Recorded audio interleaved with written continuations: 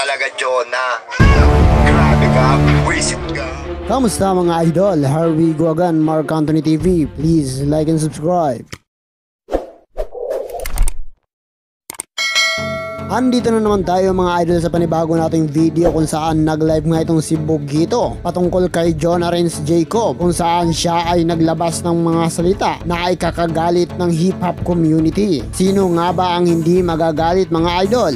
Binastos niya ang hip-hop. Ang sabi pa nga ni Bugito mga idol na parang hindi siya nagmula sa hip-hop dahil sa unang upload ng kanyang YouTube channel ay nag-rap din siya. At itong si Jonah nga mga idol ay nakipag-collab sa mga hip-hop at pinakisama naman ng maganda ng mga hip-hop rapper. Ngunit bakit ganito? Bakit ganyan ang igaganti ni Jonah Renz Jacob? Gayoy tinataas naman siya at nire-respeto ng mga hip-hop. Panoorin natin ang video na ito. Si Jonah.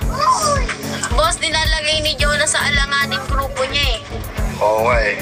Baka naidadamay na pa yung grupo niya sa mga pinagagawa niya. Baka nga ngayon nagsasaya pa sila eh. Nagsasaya pa siya eh. Kasi Oo, masaya siya ngayon pero isang araw, mababalitaan nyo. Hindi, Mababalitaan natin. mabawasan ka mo yung mga supporter niya. Hindi natin alam, di ba? Maraming hip-hop dito sa atin. Babawasan ang supporter mo sa ginagawa mo. Kamusta mga idol? Shoutout naman yan. Anong meron kay Boss Jonah? So yun, search nyo na lang sa mga hindi pa nakakaalam. Oo, yun. Hindi mo paliwanag na. Paliwanag mo sa kanila. Okay, ipapaliwanag ko ulit. Kaya kami nag-live ngayon bilang reaction doon sa story ni Kuya Jonah na puro kayo kultura ng hip-hop, mga wala naman kayong pera. Oo. Meron kaming pera. Meron kaming pera. Nagigigilan pa namin doon na siya ay nag-hip-hop din siya. Nag-rap din siya. Sa katunayan niya, ayun yung unang upload niya sa YouTube channel niya. Bakit niya sasabihin yung hip-hop ng ganun? Boss, di ba nagpunta kayo? Hip-hop sa kanya. Boss, di ba nagpunta kayo doon? Boss, di ba nagpunta kayo doon? Oo, nagpunta kami doon. Pinaulit sa amin. Ginamit sa ano. Wait lang, boss. Pero okay naman daw kakulab si Jonah. Oo, okay naman yan eh. Nirespeto namin na sagad sa ano yan eh. Sobrang taas ang respeto namin sa kanya eh. Ang hindi namin alam, bakit ganun yung balik niya, di ba? Nirespeto nila. Di ba?